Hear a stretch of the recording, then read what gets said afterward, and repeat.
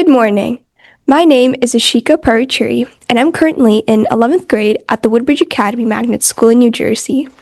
I would like to begin by thanking you for joining me in this initiative. My main objective is to educate and empower adolescents around the world to help them construct a healthier lifestyle by working with experienced professionals across various specializations around the world. In addition to promoting health education, I hope to inspire interested teens to pursue careers in healthcare, not just as future leaders, but as individuals prepared to respond to urgent crises, from everyday medical needs to global issues like the COVID-19 pandemic. Welcome to the Healthy Teens podcast. I hope you are keeping well. This month, I'm joined by Dr. Sarah West, who holds a PhD in clinical neuropsychology. Working as a board-certified neuropsychologist with extensive clinical experience, Dr. West researches and specializes in various conditions such as Alzheimer's, dementia, stroke, brain trauma, and many more. And for this episode, we'll be focusing on general neuropsychology, brain, and mental health issues that concern teens and the general public, as well as the steps that can be taken to have a healthy lifestyle. And now, Dr. West, can you give us a little background regarding your experience in this field? Absolutely. Thank you so much. And thank you for having me on today. Yes, so like you said, I have a PhD. So my PhD is in clinical psychology. And then I went on to do an additional 2-year specialization in neuropsychology. And so I work in New Jersey as a licensed clinical psychologist who specializes in neuropsychology. I did go on to get board certified in neuropsychology as well, which means that I did a lot of extra testing and work so that everyone knows all of my patients are aware that I have certain specifications for this field.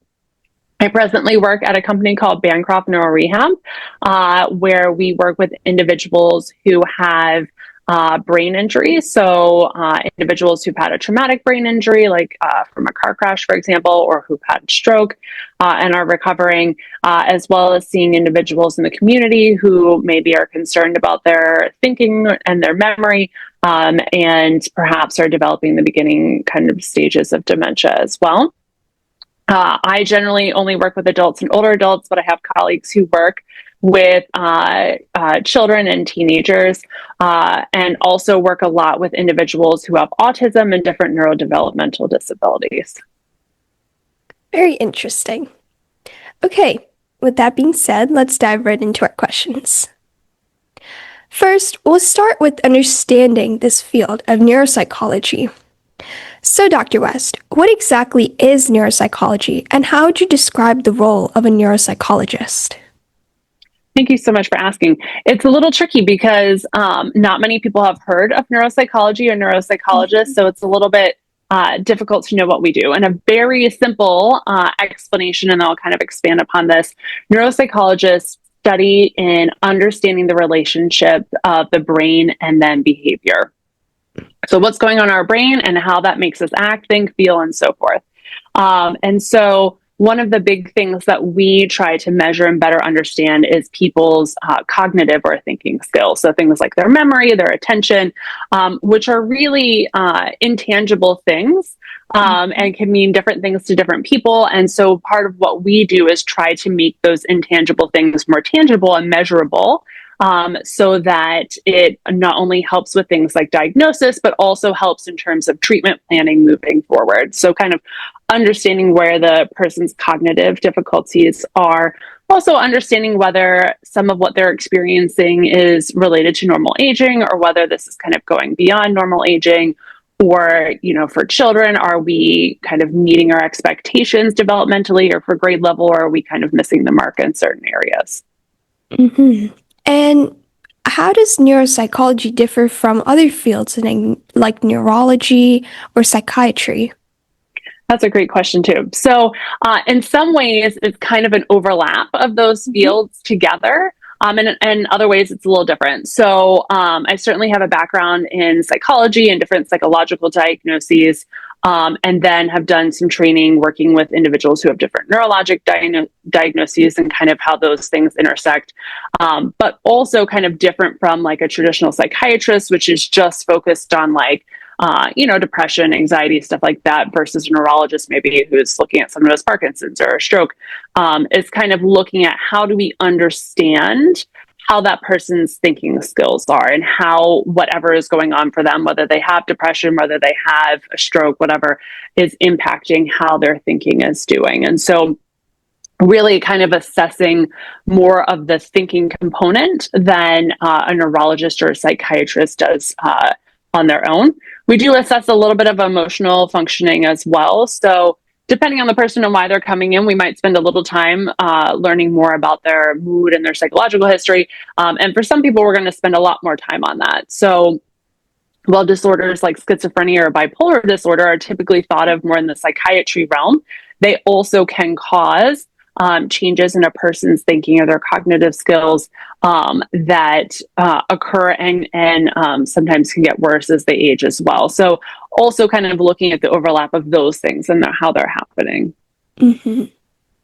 And we just went through a sort of rundown of some of the conditions that neuropsychologists focus, but what are some of the most common ones that you come across? Yeah. So working with adults, the more common ones I come across are things like people are concerned about whether they're developing dementia. So the beginning stages of Alzheimer's disease, vascular changes that occur to the brain and can cause dementia as well. Also, individuals who've had a stroke. And then I do some work with brain injuries, and that is even as mild as sometimes people have a concussion that may have some lasting symptoms. So those are the things that I'm most likely to see. Some of my colleagues who work more with kids, the big things they see are, concerns about autism, ADHD, learning and developmental disabilities are some of the bigger things that they see. Mm. And what does a day look like for you? So in terms of neuropsychology, a few things, and just the neuropsychology component of this.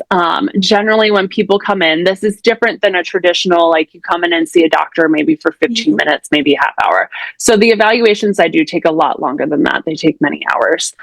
So first, coming in and talking with the patient and trying to get like a background and history from them.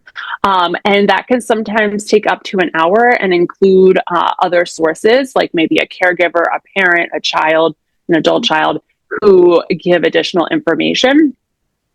Individuals who have cognitive changes sometimes aren't the best reporter of the changes that they've been having, given the nature of what they're experiencing. So that's why some time is spent kind of getting additional information from other people who might know them well. Then moving into the testing portion of the day. So sometimes I do testing. I also work with technicians who do testing as well.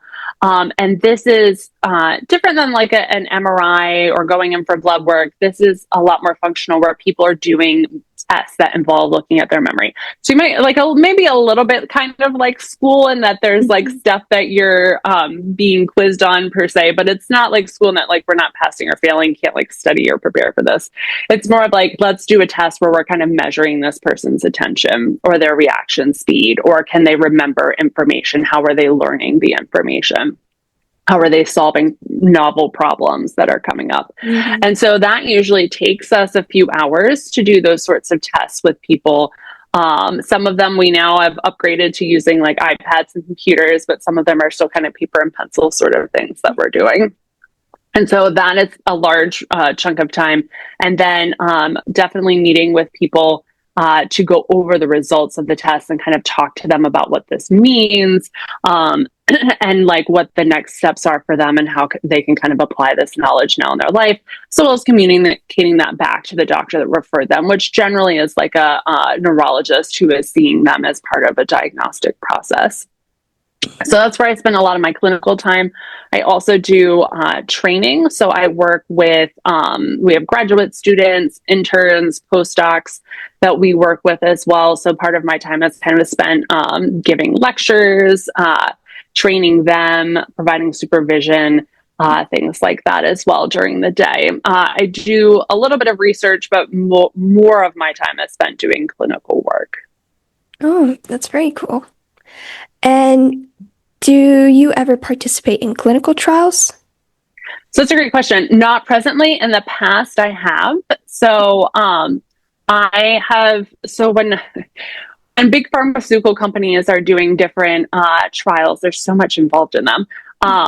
But sometimes they'll also hire companies that look at like measuring thinking skills. So kind of like stuff that I do.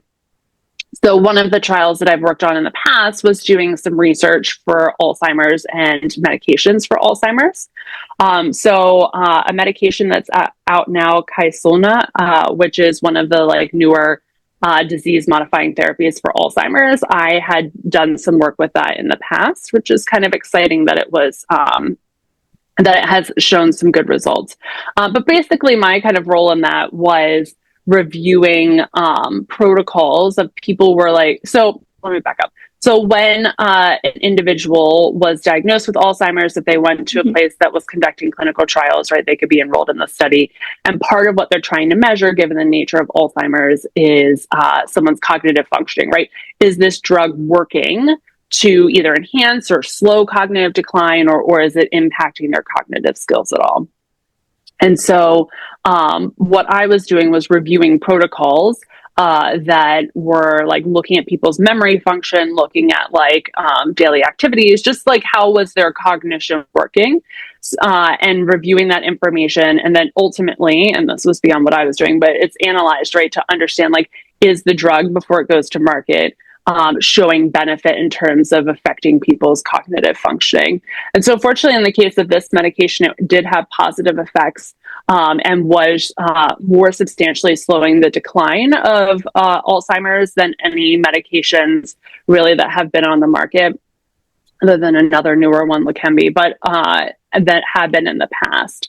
So definitely a role for neuropsychology in that, especially in medications that are looking to try to either enhance cognitive functioning or kind of slow cognitive decline.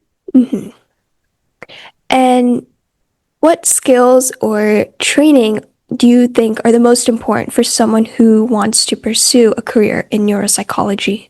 Yeah, so starting at an undergrad level, I would definitely say if you have an interest in psychology, biology, if you're at an institution that has some classes in neuroscience, those were the sort of things that I was taking when I was an undergrad. I think definitely if you're able to get skills outside the classroom, like I volunteered at an inpatient psychiatric facility, which was a very interesting experience.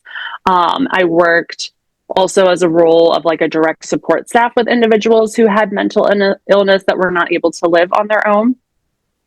So kind of working with people in the field on a day-to-day basis that you'll go on to work with, I found to be very helpful. And then in graduate school, I was not only taking the required courses, but also like classes specifically in neuropsychology, neuroscience, things that are more related to brain function were really helpful. Doing a lot of my research in that area and then doing my clinical practica or like externships in that area as well was a great way to get a lot of really good skills. So an interest in those areas, definitely good skills in working with people who their thinking and reactions and behavior are not always based in reality or kind of based in just like normal human interactions that we have on a regular basis. When I've done work in the past, like in an inpatient facility that had people recovering from brain injuries, unfortunately, as the brain's recovering, people are doing things that don't necessarily make sense to the outside world, right? Because they're recovering. So I think having skills, having a lot of patience, having an appreciation for working with individuals who are going through that, enjoying working with people, a curiosity about the brain and learning more, I think are also kind of skills outside of school that are really helpful. Being flexible. You kind of start out with a plan and then a million different things could happen and go different ways. So kind of being able to adapt and change on the fly is also really helpful in this field. Very good input of advice. And now we'll transition into understanding that intersection between neuropsychology and public health. So firstly, how do you see neuropsychology contributing to solutions for public health challenges? Yeah, that's a great question. And I think there's kind of two different big kind of overarching themes, but I'll start with the first one. I Hmm. think the first one is really like, how do we help people have a healthy brain? Hmm. And so helping people to understand what are good habits to develop and maintain to keep a healthy brain are really important. And I know we'll go probably more detailed in that in some later questions. But how do we help people develop those habits and skills to help have a healthy brain so that longitudinally, right, like as people are aging, they're able to continue to have optimal brain health. And then also, I think, and this kind of applies to a subsect of people as well, how do we help people who are young and are diagnosed with different disabilities, neurodevelopmental disabilities, and then how do we help them as they age live a fruitful life and also engage in different healthy brain activities. We all probably have experienced difficulty making great food choices every day of our life, or getting ourselves, motivated to go to the gym or exercise or do things we all know that we're supposed to do.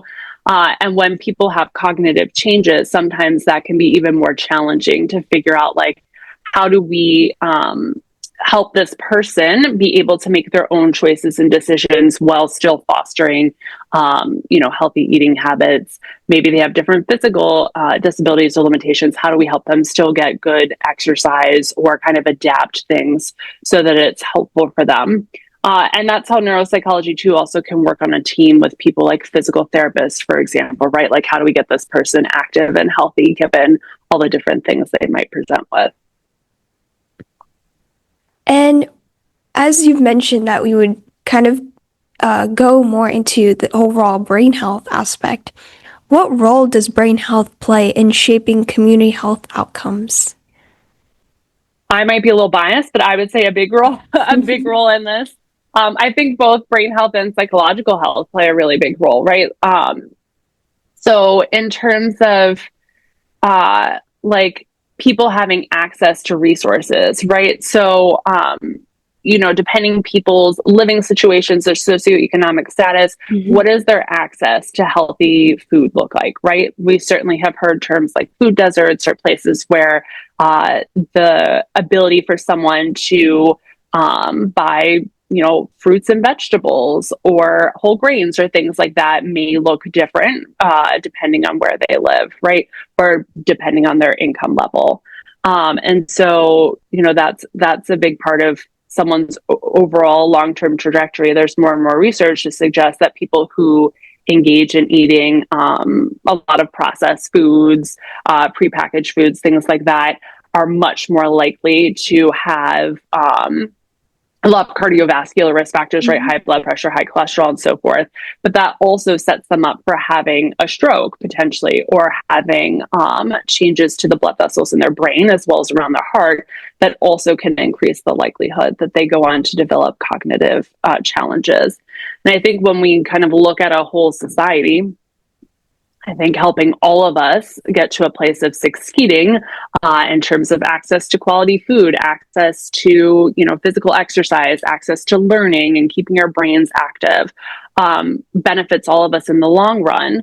Mhm. Um, Not only from a humanistic psychology standpoint, but also from a standpoint of, when individuals develop Alzheimer's, when they have a stroke and they're no longer able to do things as they were and they need a lot of help and supports, that also, takes societal resources that then, the rest of us are kind of facilitating, and family members potentially are facilitating as well, right? Like, the idea of someone maybe in their middle age caring for their parents and their kids at the same time, or kind of Mhm. how we stretch our resources, I think also becomes tricky. Also, when you were started, you mentioned COVID-19 briefly, right? The idea of socialization is so important to our brain health and our psychological health. And I think that many of us, when we were isolated during the pandemic, really felt what that was like, right? Not to have access to other people the way that we kind of had all taken for granted, right, on a regular basis. And so, fostering the ability for people to have good social relationships with other people away from just screens and be able to meet in the community. And again, people's ability to access that might be different based on where they live. Right, an individual in a more rural area maybe would have greater difficulty with that, or as people age, they may become more isolated from other individuals. And so, how do we keep people kind of engaged socially with each other in society? There was some research that has come out that suggests that social isolation is as bad as for your health as smoking something like 15 Yeah. cigarettes a day. Yeah, right. Which is like kind of crazy to think about. That on the surface, it doesn't seem like it should be that. But I think, below the surface, when all of us were like stuck in our house forever without other people, we were like, oh, it's starting to feel why that makes sense, right? And how much we need to really be social and be around other people as well. Um, it's really funny. I was just thinking about that. I think I heard something about loneliness, 15 cigarettes, but yeah, it's really crazy how some of the conditions that we might think to be our like, oh, well, that just happens. It really takes a larger toll. But speaking of the whole cognitive challenges, how important is it to do early screening for these? Yeah. So I think now that we have even more resources, it's even more important. So starting in childhood, I think it's early screening detection is important for things like autism or learning difficulties, attention difficulties, because the sooner that the child has accommodations or assistance in place, then we hopefully can try to change their trajectory or help them to be more successful, rather than having people who are in a school system, for example, and are really struggling, which increases likelihood of anxiety, depression, things like that. In addition, right, decreased self-esteem, low self-confidence, because they don't understand why they're struggling or why they can't relate to others the way that other students do. So I think that is very important. And then also as we age, if we have interventions or are starting to see like, oh, maybe someone's starting to just change cognitively, and we can do things like, okay, great, we need to get some exercise going. We need to connect you socially. We need you to, how can we work with a dietitian so that you're eating a bit better, maybe working on your diabetes, for example. Then can we be more likely, or hopefully set ourselves up that you're now less likely to have a stroke than you might have been if you continued on that path, or decrease the likelihood now that you're going to go on and develop Alzheimer's potentially, or if someone is kind of already on that path, the medications, the newest medications we have, the disease modifying therapies, really work better if they're started sooner when people are having cognitive changes than kind of later on. Unfortunately, science is just not in a place where we can restore someone's cognitive or brain health back to where it might have been in the past, or help facilitate skills they might have lost if they have Alzheimer's, for example. But we can try to slow the course of the progression, right? So we got to start with what there already is. And so if we get there earlier, we're more likely to have more to work with or to slow things down more, which could help someone's quality of life, ability to do things more independently longer than if they're already later in the course of the disease. Mm-hmm. Okay, and now we'll transition on to talking about more of the brain and mental health tips that we can incorporate into our daily routines. Starting off, what are some daily habits that you believe strongly support better brain health? Absolutely. So I would say, especially like, when you're an adolescent, you're in a great place to start developing healthy habits that are going to help yourself throughout your life. And so sometimes it might feel like, well, why do I need to do this now? Like, I could eat this cheeseburger and I'm going to feel totally fine tomorrow. And not that you shouldn't occasionally eat a cheeseburger, but the idea is that if you start in a place when you're younger, working on healthy eating habits, for example, right? Like, am I getting enough fruits, vegetables, whole grains, leaner proteins during the day to help myself, right? Focusing on that early will set you up for better habits when it matters most as you're aging and getting older.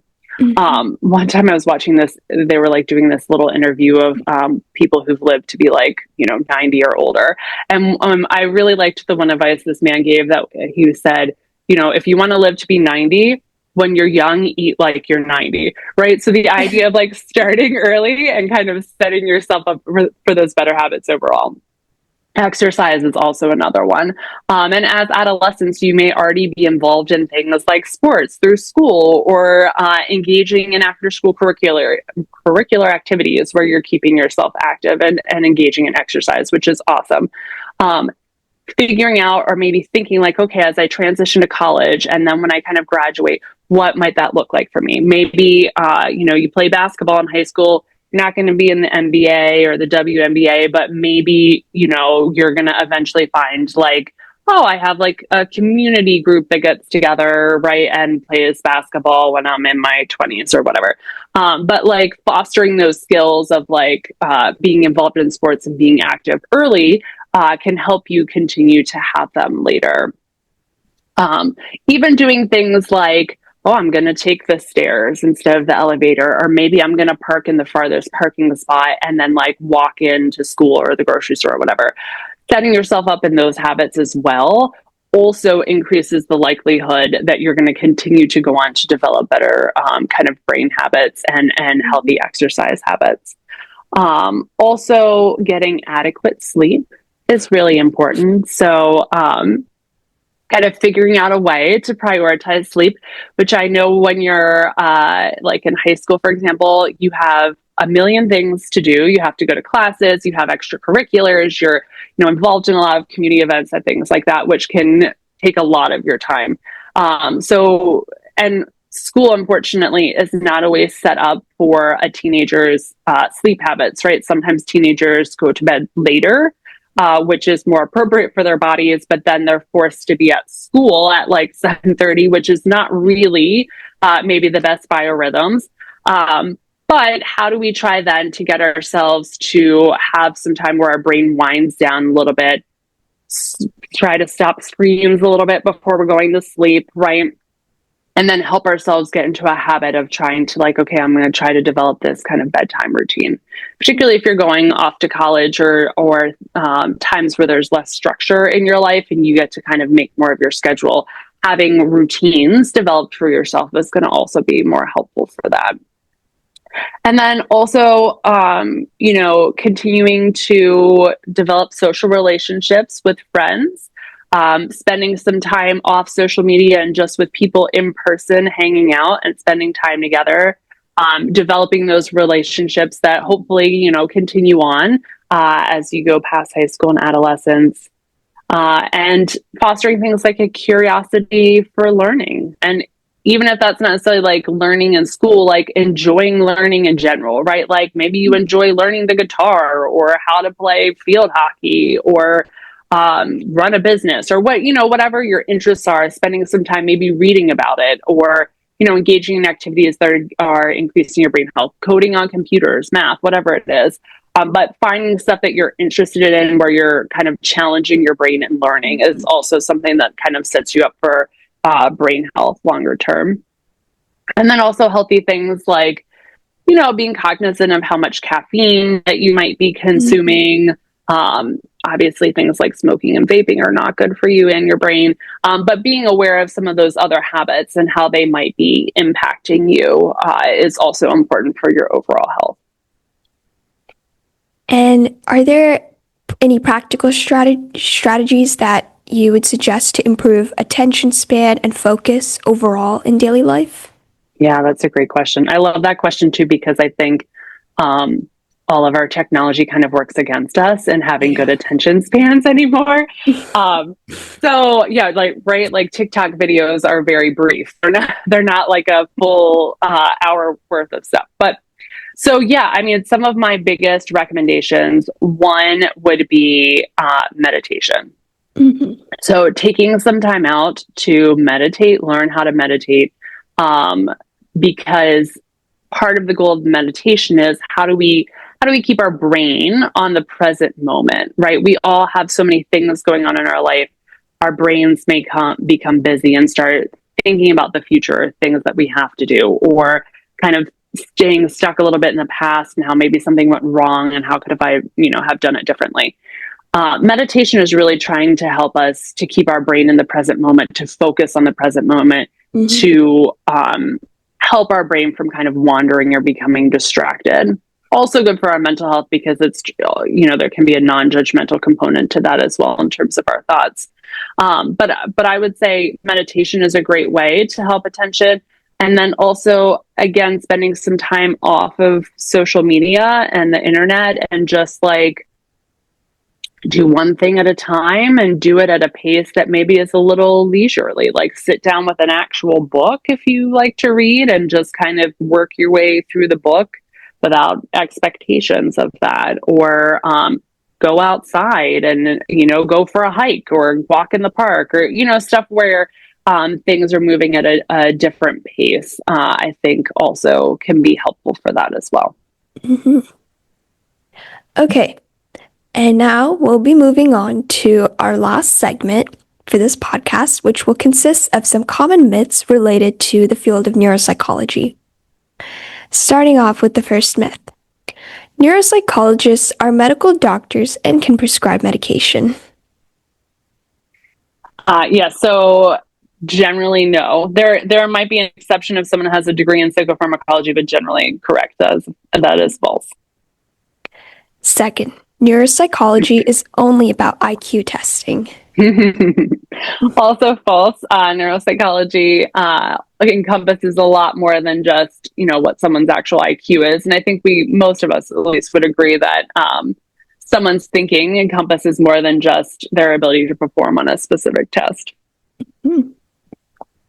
Brain health only matters for people with neurological disorders. If you don't want to be one of those people, then you should engage in good brain health activities. Brain health is very important for all of us. Mental health and brain health are completely separate fields.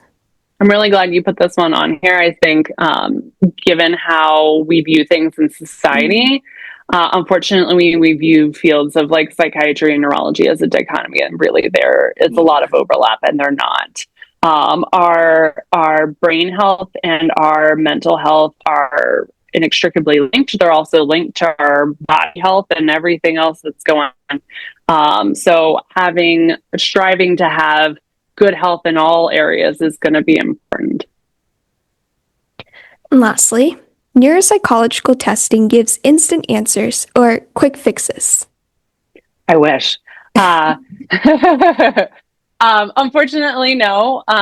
Generally, neurologic illness is pretty complex, and I wish that there was quick answers or fixes to things. But rather, the goal is to have a deeper understanding of where someone's cognitive strengths and weaknesses are, which also helps them to better understand how to manage some of those things. And I guess one of the things we didn't talk about as much is, so I also have a little background in rehab, but the idea of, if someone has a stroke, where are the cognitive difficulties, right? That's what we're trying to do in neuropsychology. And then how do we address them? So it's not uncommon that people's number one complaint when they come see me is, I'm having trouble with my memory.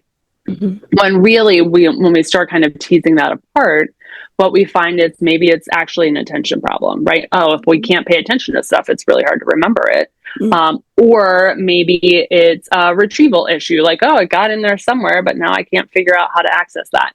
And then part of what I do kind of at the end is go over some strategies for that, right? Like, okay, so if your attention is an issue, how do we talk about structuring your environment or changing things to address that? Or if you're having trouble, retrieving or recalling information, how do we set yourself up for cues that you could use to try to help yourself get to that information more quickly?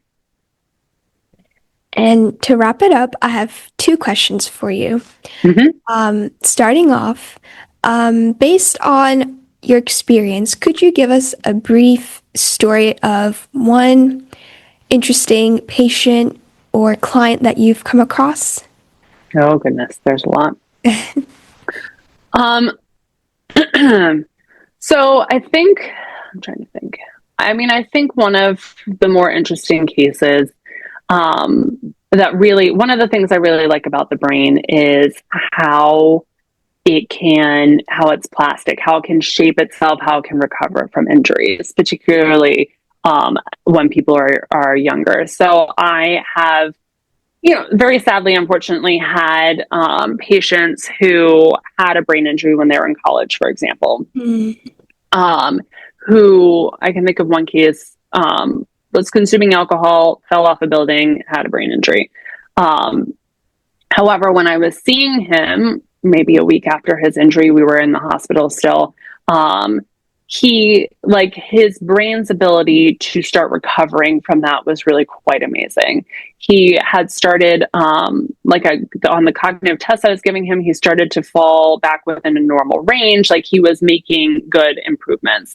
His insight was still a little off because he was like, "Oh, can I go take my finals now?" And I'm like, "We're not quite in that place yet, but thanks for your dedication." But like seeing things like that, I think are really, really wonderful, right? The idea that sometimes we can have these really unfortunate, terrible injuries that happen, but how the brain is really able to try to reroute, so to speak, or make new wiring or whatever you want to say. The axons are making new connections for the neurons to enhance someone's cognitive functioning, even when they might be damaged, right? No other part of our body does that for us in a way that is quite as notable, right, as our brain. So I would say it's one of the positive things that in my field is being able to see like what our brains can do and what they can overcome, even when something happens that that really negatively impacts how our brain is working. And lastly, what have you seen evolve most significantly in this field from when you first started working to now? So I would certainly say the technology as related to this field really has evolved a lot. Mm-hmm. And I'm hoping can continue to evolve to really transform how we measure people's cognitive skills. So when I first started in this field, it was a lot more of like, here's traditional tests, paper and pencil, books, and over time, not only have we started utilizing technology in a way to kind of assess some of those skills more quickly on like an iPad, for example, and kind of speed up the process of scoring and understanding the data. But I think as we move toward the future, different ideas of, instead of someone coming in the office for hours at a time, is this something they could do in little chunks on their iPhone over time, for example, and like kind of track data in their daily life to see how it is? Or are there going to be different ways that we're going to be able to measure things like reaction speed or how quickly your brain's moving, or just stuff that still is a bit intangible?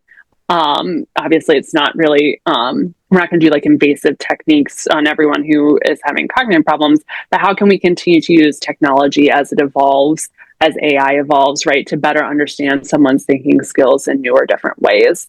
There is some technology, might be AI based, that is looking at analyzing even like data on people's phones and how they're communicating to start to look for subtle changes that might indicate cognitive decline, like Alzheimer's, for example, just by the idea that their ability to communicate the words they're using, the structure, the grammar, syntax, things like that have started to change, which I think could give us some more information. I don't know that anyone's looked at this, but I would also be interested, like, we use GPS now, right, all the time on our phones to tell us how to get places. Like, is someone making more errors? Is the GPS rerouting more? Does the person need the GPS more to go to like their local grocery store, places like that starting to build? I'm wondering if those could also help us in terms of like starting to kind of catch earlier symptoms that maybe people aren't even noticing yet that otherwise we couldn't. And then for kids and younger folks too, technology being used in a way to help facilitate communication or things for people, right? So if someone has more significant symptoms of autism and maybe is nonverbal, the idea now that they can carry their phone or like maybe a small iPad and can use that to communicate more with other people in ways they just couldn't in the past because we didn't have the technology. And with that, our podcast session has now come to a conclusion. I'd like to thank you once again for your time, input, and insightful contribution. Thank you so much. And for our listeners, don't forget to nourish your habits to flourish your lifestyle. Thank you. Thank you so much.